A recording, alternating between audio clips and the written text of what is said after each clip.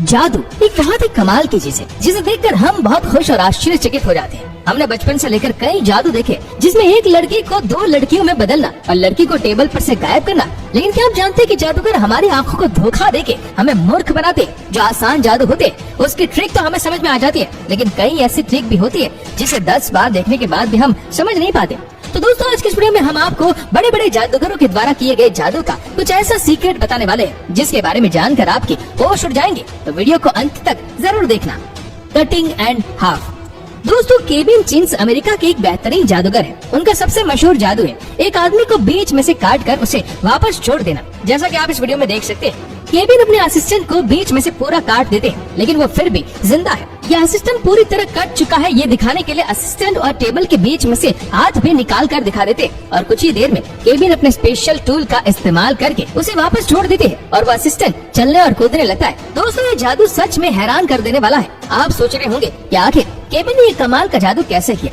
तो दोस्तों आपकी जानकारी के लिए बता दें कि ऐसा बिल्कुल नहीं है। दोस्तों हर जादू के पीछे एक ट्रिक होती है और ऐसी ही एक ट्रिक इस जादू के पीछे भी थी, जिसमें जो असिस्टेंट दिखाया गया है वो एक टॉर्सो है। टॉर्सो यानी कि कमर का उपला हिस्सा। ये एक ऐसा इंसान है जिसका कमर का निचला हिस्सा नहीं है। जब केविन ने असिस्टेंट को काटा तो टॉर्सो उस टेबल पर गिर जाता है जैसे इसे बीच में काट दिया गया हो, और फिर उसे एक दूसरे टेबल पर रखकर साथ ही उसके पास नकली पैर रख दिए जाते। तब केविन अपना स्पेशल टूल निकालने लगते और उस टॉर्सो को अंदर ले जाया जाता है। लेकिन क्या आपने कभी सोचा कि उस कटे हुए इंसान को पर्दे के पीछे ले जाकर फिर से बाहर क्यों लाया जाता है? जो भी करना है वो तो सामने भी कर सकते थे, लेकिन इस बार उस टेबल पर एक असली आदमी बैठा होता है, ना कि टॉर्सो।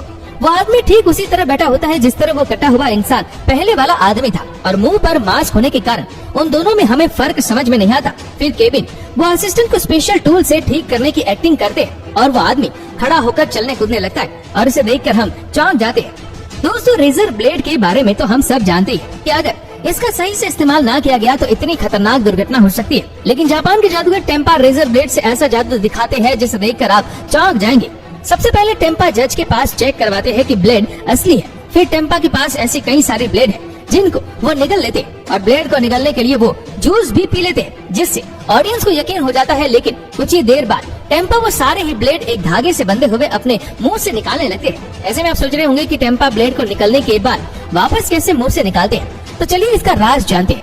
तो ये ट्रिक ऐसे तो बहुत मुश्किल है, लेकिन टेम्पा ने इस ट्रिक की बहुत बार कोशिश की है जिसकी वजह से वो आसानी से कर लेते हैं। दरअसल टेम्पा ब्लेड को निगलते नहीं, उसे वो अपने मुंह में छुपा देते हैं, और जब निगलने के लिए जूस जैसा कुछ पीते हैं तो इसी ग्लास में सारे ब्लेड को थूक देते हैं, जो जूस के कलर की वजह से गिलास में किसी को नजर नहीं आते।